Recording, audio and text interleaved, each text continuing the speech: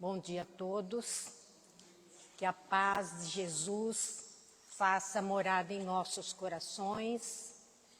Peço o amparo da espiritualidade amiga e dos benfeitores espirituais e que Jesus ilumine a minha inteligência durante a minha fala. Continuando o estudo do livro Caminho, Verdade e Vida, de Emmanuel, psicografado por Francisco Cândido Xavier. O estudo de hoje é do capítulo 133, Hegemonia de Jesus. Este é um capítulo maravilhoso, como todos os capítulos desse livro. E Emmanuel ilustrou para entendermos o quão grande é Jesus e que ele ocupa um lugar singular no coração de todos nós e na história da humanidade. A palavra hegemonia nos remete a esta autoridade que sobrepõe as demais, a este poder, a essas capacidades e a condição espiritual de Jesus que não tem comparativo. Aprendi, estudando a doutrina espírita, que nenhum dos espíritos que passaram pelo planeta Terra estiveram no patamar de Jesus. Mas é claro que no universo existem espíritos no patamar de Jesus. Inclusive, Emmanuel menciona lá no livro A Caminho da Luz, uma comunidade de espíritos puros e angélicos, que são os coordenadores da evolução do sistema solar. E Jesus faz parte dessa comunidade. Então, no universo existem espíritos no patamar de Jesus, mas no planeta Terra esta hegemonia pertence a Jesus, inclusive é reconhecida por todos os espíritos. Jesus, na condução da evolução do planeta Terra, ele conta com muitos auxiliares, benfeitores, ministros, espíritos superiores, espíritos bem elevados, mas na Terra ele é o representante de Deus, o que assumiu essa incumbência e foi escolhido por Deus para ser o governador espiritual do planeta Terra. Aí Emmanuel seleciona uma fala no Evangelho de João, no capítulo 8º, no versículo 58, que é um debate entre Jesus e os doutores da lei. Aí eles falam de determinadas coisas, falam de pecados, falam da filiação divina, falam do diabo, quer dizer, o mal que ainda existe em nós. Aí, num determinado momento, falam de Abraão. Então Jesus disse, Abraão é o pai daquele povo, é o pai de uma das maiores tradições espirituais e religiões do mundo. Seu nome Abraão significa pai de multidões, e Abraão foi o missionário iniciador, e dele aí se originou, em primeira instância, o judaísmo, depois o cristianismo, o islamismo. Aí Jesus fez essa comparação entre Abraão e a sua condição, a tarefa que lhe cabia, governador espiritual do planeta Terra. Agora vai ser a primeira frase do capítulo 133. Disse-lhes Jesus, em verdade vos digo que, antes que Abraão existisse, eu sou. João, capítulo 8º, versículo 58. Então Jesus disse que muito antes de Abraão, quem estava por trás de tudo isso era ele, planejando os caminhos da humanidade, milênios a milênios, isto é, milhões de anos.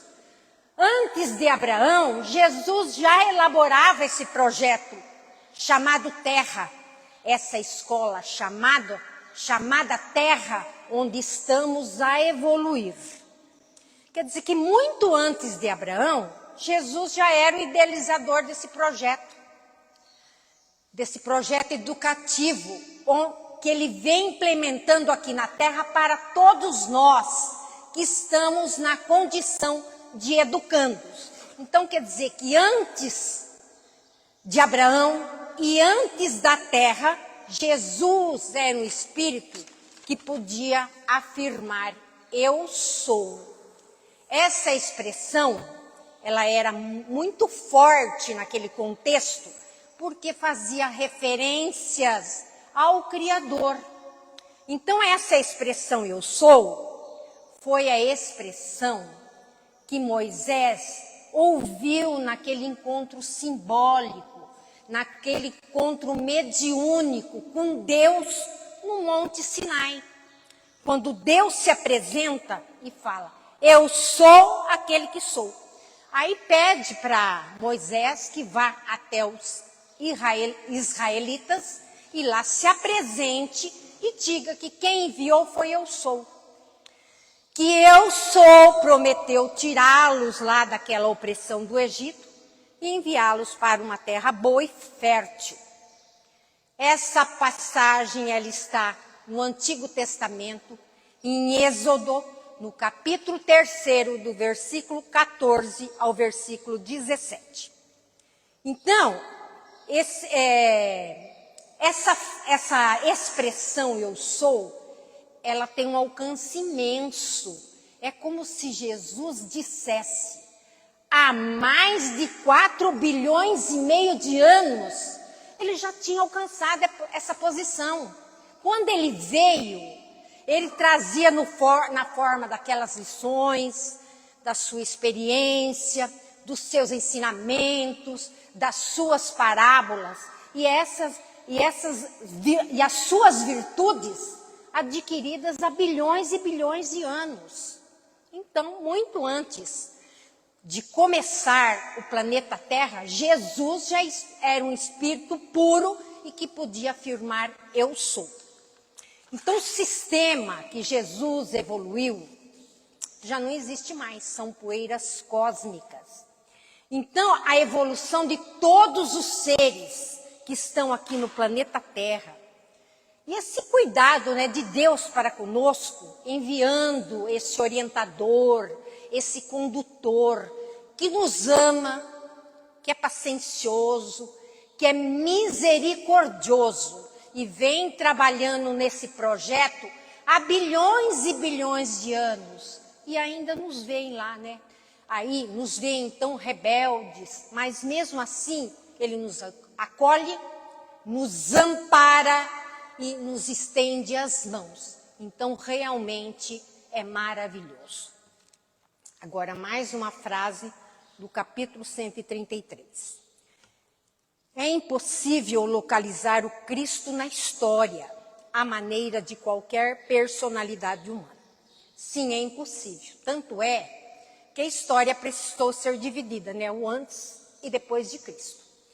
Mas no início houve a relutância de alguns, mas depois foi uma manifestação da própria humanidade, porque a história não conseguia contê-lo, era impossível colocá-lo dentro da história, em virtude da sua grandiosidade. Então, a vinda de Jesus para o planeta Terra foi algo assim que pode ser comparado somente com o nascimento do planeta. São dois eventos que se comparam: o nascimento do planeta e o nascimento de Jesus. Aí Emmanuel, ele menciona lá no livro A Caminho da Luz, que foram 2 reuniões entre os espíritos puros, coordenadores do sistema solar, uma para a formação do planeta Terra e a outra para decidirem a vinda do Cristo. Então, com a vinda de Jesus, é como se a Terra nascesse de novo, mas no sentido moral, porque Jesus veio implantar a semente de um processo de transformação, que um dia levará a Terra a uma nova humanidade. Então, é impossível colocar aí Jesus como mais uma personalidade, porque Jesus é o governador espiritual do planeta Terra. Todos que vieram antes e depois dele estavam a serviço desse projeto que ele coordena e dessa seara que ele é o representante do Pai. Agora, mais uma frase do capítulo 133. A divina revelação de que foi emissário excelso e o harmonioso conjunto de seus exemplos e ensinos falam mais alto que a mensagem instável dos mais elevados filósofos que visitaram o mundo. Então, quando analisamos a vida dos mais elevados filósofos e missionários, identificaremos traços humanos, porque muitos eram espíritos superiores, mas traziam traços de sombra, porque espíritos superiores, por mais elevados que sejam, eles possuem elementos para serem depurados e trabalhados. Então, analisando aí a vida desses missionários e tarefeiros, identificaremos alguns pontos que não refletem perfeitamente a lei divina. Então, Emmanuel, ele menciona lá no livro A Caminho da Luz, que Sócrates, ele se aproximou muito de Jesus, até mesmo da sua exemplificação. Aí os outros foram mais ou menos aí, um misto de luz de sombra, outros mais intensa luz, outros menos ainda. E nós vamos descendo até chegar no patamar aonde nós estamos, que é uma mistura muito intensa de luz e sombra. Então, todos que vieram, eles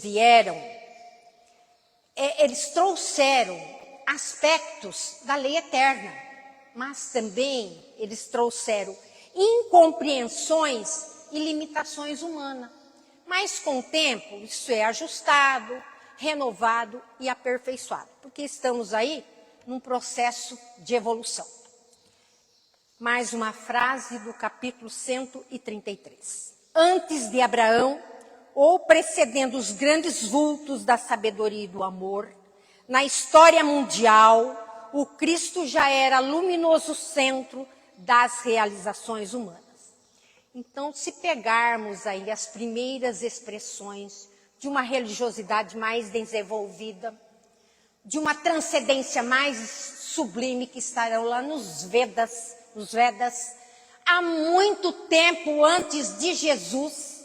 E se nós voltarmos até a época da Atlântida, muito mais antes de Jesus e etc., Jesus já era o centro luminoso de onde provinham todas as realizações, a seiva que nutria todos os galhos, isto é, todas as civilizações e as tradições espirituais.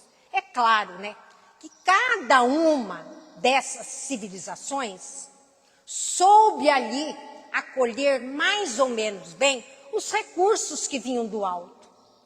Assim como os missionários enviados também souberam ali traduzir mais ou menos bem toda aquela inspiração, Claro, né, que toda aquela inspiração provindo de Jesus, do seu coração, que estava diretamente conectado com o Pai.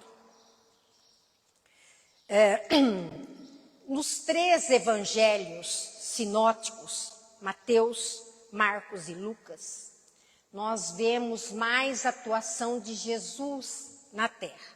Agora, no evangelho de João, no capítulo 15, do versículo 1 ao 17, ele trata mais da natureza transcendente do Cristo, a natureza espiritual.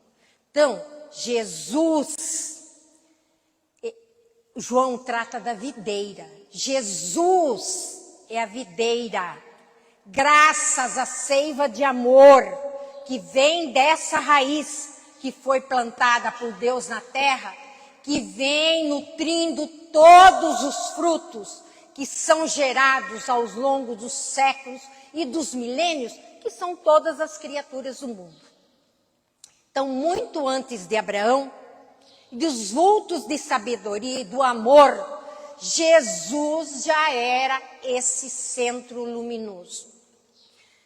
Mais uma frase do capítulo 133. De sua misericórdia, partir os missionários da luz que, lançados ao movimento da evolução terrestre, cumpriram mais ou menos bem a tarefa redentora que lhes competia entre as criaturas, antecedendo as eternas edificações do Evangelho. Então, Emmanuel, ele faz questão de frisar, cumpriram mais ou menos bem a tarefa que lhes competia. Então, aí nós tivemos missionários da mais alta estirpe, categoria, tivemos outros de grandes influências, outros de imensas contribuições para a história da humanidade. Mas todos ali trouxeram, né, mais ou menos bem, expressões humanas de falibilidade, que quer dizer imperfeições, que nenhum ser humano está imune à imperfeição, somente Jesus, que é o Espírito puro, e vai assim de uma graduação infinita de misto de luz e sombra. Então, todos os missionários que vieram, eles vieram trabalhar sobre a tutela e inspiração de Jesus. Claro que nem todos tinham contato com Jesus, tinham com seus auxiliares, né? Porque existe aí uma governança espiritual sobre a tutela de Jesus. Como já disse anteriormente, que Jesus aí conta com muitos benfeitores, ministros, espíritos elevados, espíritos superiores. Além de todos esses daí, vai descendo uma escala infinita, níveis de consciência que vão cumprindo o seu papel nessa grande obra. E tudo remonta a Jesus, como quisermos chamar, primeira instância ou última instância. A pessoa aqui na Terra, mesmo que ele não se considere trabalhando para Jesus, muitas vezes ele não conhece os ensinamentos de Jesus. Muitos, até ateu, não acreditam em Deus, nos ensinamentos, mas no lugar que ele trabalha, na função que ele exerce, está servindo as causas associadas ao progresso humano. Está servindo aos princípios norteadores do Evangelho, isto é, está contribuindo para o progresso da sociedade, para o bem e para a luz, ele está trabalhando para Jesus. Por exemplo, o cientista no seu laboratório, ele não acredita em Deus. Ele lá no seu laboratório pesquisando, ele está trabalhando para Jesus. Uma pessoa que faz a manutenção de uma cidade, ele está trabalhando para Jesus. Então, quando nós falamos em missionários, nós falamos naquele de mais alta escala, que tem influência coletiva. Então, os missionários do Cristo e os seguidores dos mestres da antiguidade, todos foram mensageiros de sabedoria, que reencarnando em ambientes diversos, eles trouxeram ao mundo aí a ideia de Deus e das leis morais, que os homens devem se submeterem para a obtenção dos primores da evolução espiritual. Todos foram mensageiros que daquele que no princípio era o Verbo, e emissários da sua doutrina de amor. Todos eles, como eu disse, não reencarnaram em ambientes diversos. Então, aí, de acordo com as características e os costumes ali de cada povo, eles foram portadores da expressão amai-vos uns aos outros. E essa expressão, ela aí, de acordo com cada povo ali, com a civilização, elas sofreram adaptações e ajustes.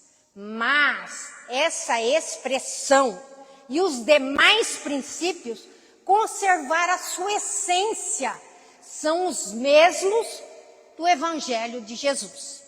Então, todos eles foram missionários de Jesus, preparadores dos seus gloriosos caminhos. E os que vieram depois deram continuidade. Então, todos foram reflexos. E Jesus, o sol resplandecente. Mais uma frase do capítulo 133. A localização histórica de Jesus recorda a presença pessoal do Senhor da Vinha. Então, é uma referência às parábolas do Evangelho. No capítulo 20, do versículo 1 ao 16, em Mateus, é a parábola dos trabalhadores da vinha.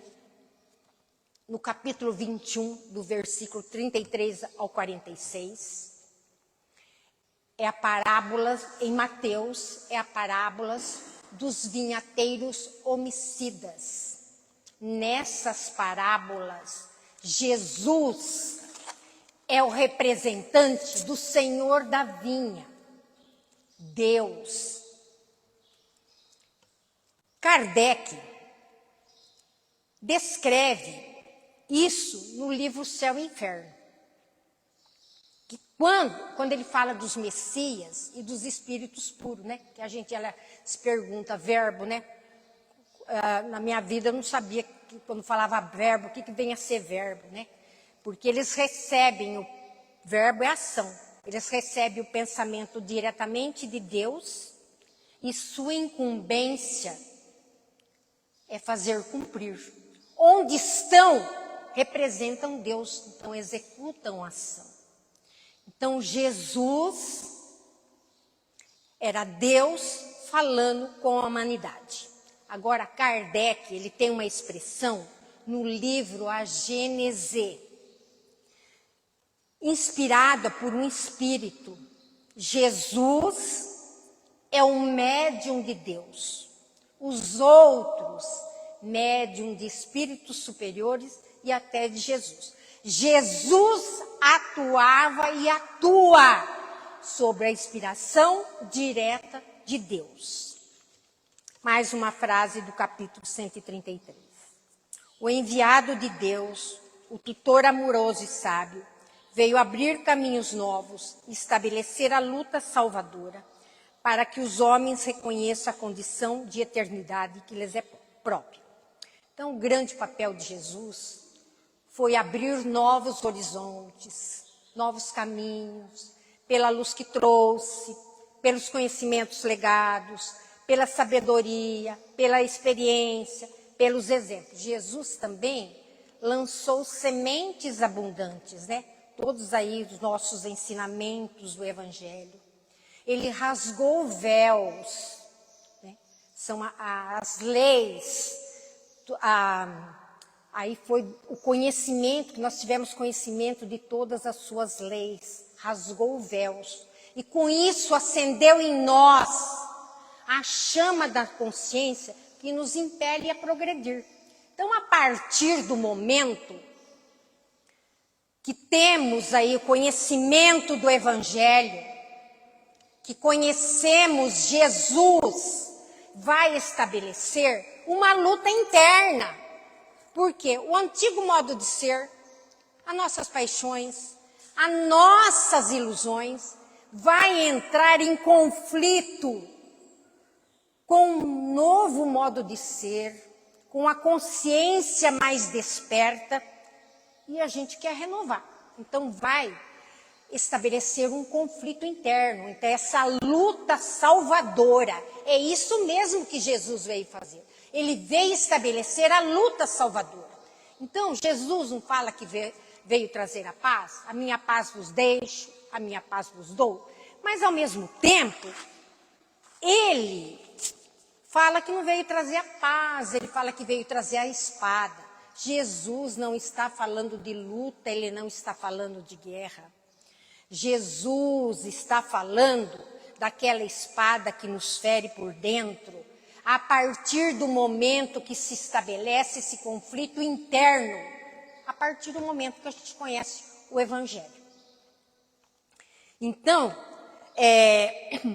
ele estabeleceu a luta salvadora para nos despertar para a verdadeira vida, que é a vida eterna, que é a vida espiritual, que é a nossa destinação.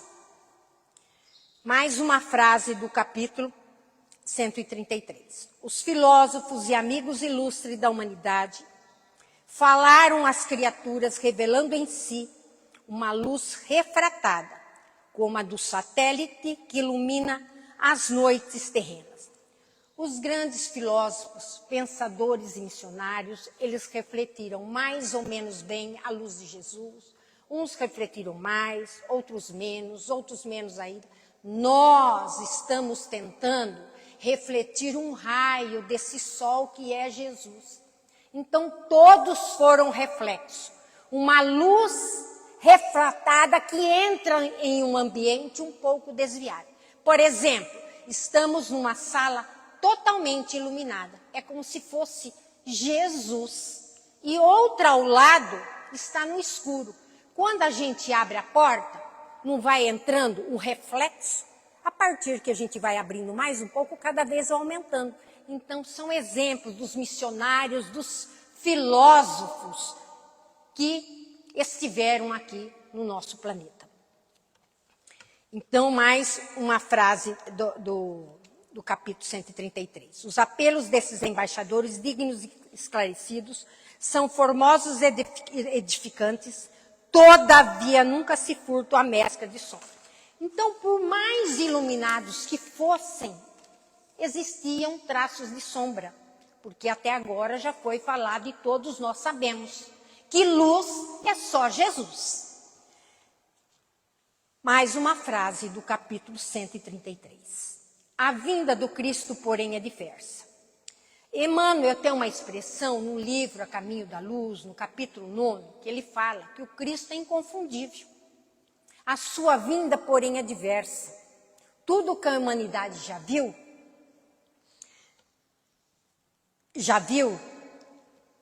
viu e verá.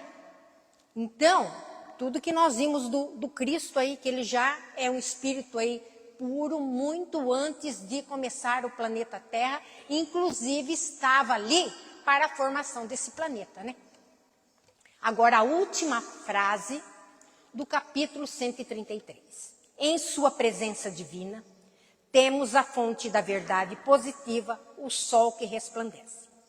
Se os outros eram satélites como a lua, refletiam mais ou menos a luz de Jesus, Jesus era o próprio sol resplandecente, a lei divina, vivida e exemplificada. Assim como o sol, ele é fundamental para a vida física no planeta Terra, o sol moral que é Jesus, aí tem uma mensagem de Emmanuel que fala disso. Nós minguaríamos de fome espiritual, morreríamos, entre aspas, ficaríamos estagnados no vício e na ignorância, se não fosse esse sol moral que aos poucos vai nos convidando a olharmos cada vez mais para o alto, ascender assim como uma planta, né? Sobe em busca do sol. Nós, enquanto espíritos, estamos em busca desse sol desse sol moral que é Jesus. Essa é a hegemonia de Jesus na Terra. Então é difícil a gente tentar abarcar, abranger toda essa grandeza. Mas aos poucos a gente vai conseguindo. À medida que vamos colocando cada vez mais um pouquinho de Jesus em nós.